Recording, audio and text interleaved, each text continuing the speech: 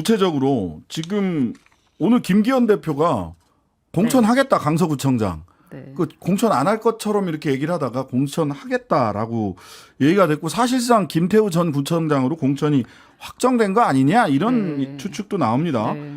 이 결정 국민의힘을 살리는 결정입니까? 아니죠. 사실 민주당 조금 몇 년 전으로 넘어가서요. 사실 네. 이게 권력이 교만하면 망하는 거거든요. 네.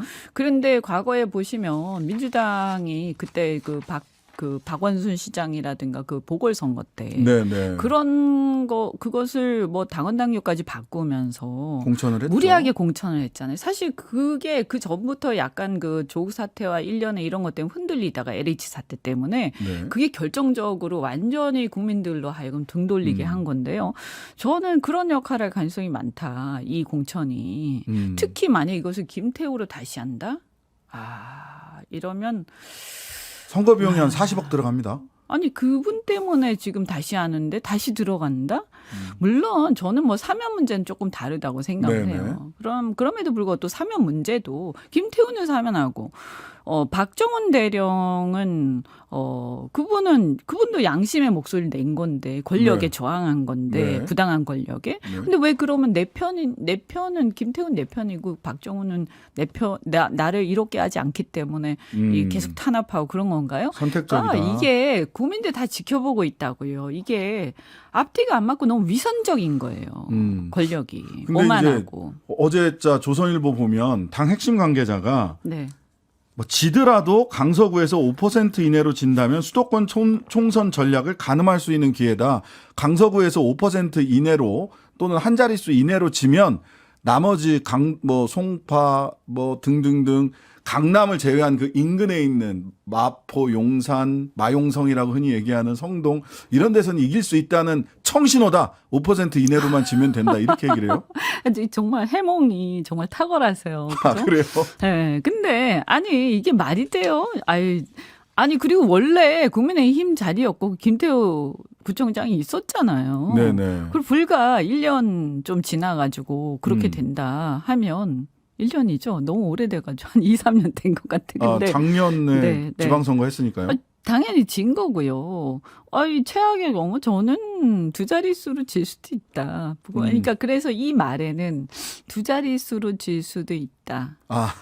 라는 걱정들을 하고 있는 것 같아요, 지금. 10% 이상, 한 20, 30%, 30% 좀 그렇지만 하여튼 10몇 %.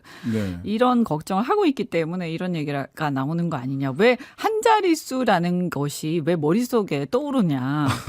그 두 자릿수가 머릿속에 지금 입력돼 있는 거예요. 큰일 났다. 두 자릿수로 지겠다. 네, 그게 있기 때문에 지금 이런 얘기가 나오는 거죠. 그런 거다. 예.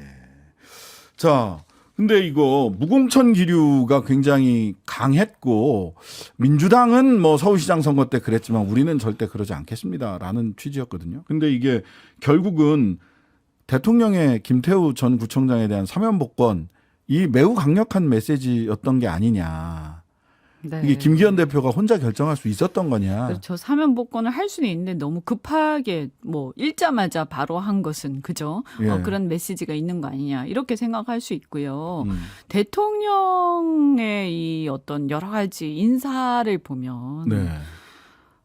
정말 그 어떤 자신이 한번 이렇게 편애한달까요? 좋게 어쨌든. 보면. 네, 그러면 그 사람이 무슨 짓을 해도 계속 챙기고. 이번에 그 손준성 검사. 네. 예, 놀랍죠. 놀라워. 오. 어떻게 이런 인사를 하지? 범죄 지금 재판받고 있지 중이에요. 않습니까? 예. 야당 대표가 재판을 받고 있다라는 이유로 대화도 안 하잖아요. 영수회담도. 네네. 뭐 좋다 이거예요. 그럼 일관돼야죠. 그런데 왜 재판을 받고 있는 검사를 승진시킵니까? 네. 네, 이런 것들을 보더라도 인사가요. 지극히 사적이에요. 지극히 본인 개인적 판단에 의존하고 있고 그것도 친문 관계에 의존하고 있어요. 어떤 객관적 그 역량이나 이런 걸 보는 게 아니라 사실은 이번에 박정훈 대령 사건이라든가 이런 어떤 그 해병대 문제도 네. 우리가 짐작컨대는 그 사단장하고의 어떤 인사와 관련된 예? 이런 게 있는 거 아니냐라고 다들 의심하지 않습니까? 많은 사람들이. 그러니까 이런 식으로 그리고 자신하고 아까 초반에 이준석 대표 얘기도 있었지만 어쨌든 본인하고 좀 안 맞거나 좀 안 좋게 생각하기 시작하면 끝까지 정말 지독하게 예, 정말 잔인할 정도로. 알겠습니다. 예, 그래서 이게 지금 근데 이것이 국가 시스템을 무너뜨리고 있다. 왜냐하면 이 인사 시스템이 그렇게 기준이 그렇게 되면요. 모든 사람들이 거기에 해바라기가 되거든요. 그러면서 이제 국민과 국가 이런 것은 뒷전이고 어떻게든 사적으로 잘 보이면 되는 거예요. 네. 네, 그렇게 되는 거죠.